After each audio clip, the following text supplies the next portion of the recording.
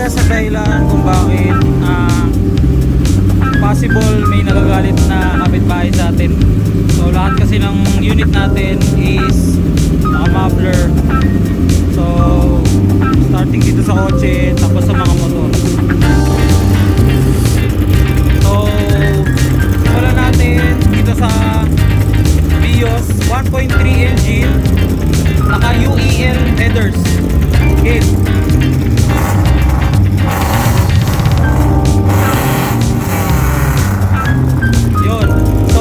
UEL headers, straight pipe, tapos naka-chambered muffler. Dito ka naman, be.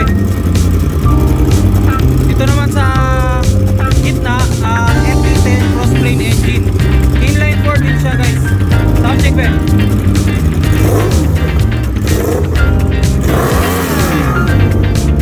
Okay. Cross-plane engine. Ganun tumunog. Ang inline 4 na cross-plane engine.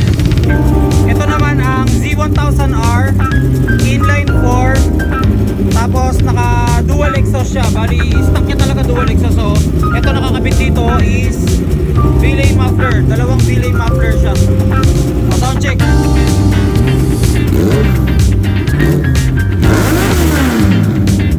Yun, so yun ang tunog ng inline 4 na ng Z1000 sa Yamaha cross-plane engine, sa Vios 1.3 engine, naka UEL headers, kaya tunog Subaru siya.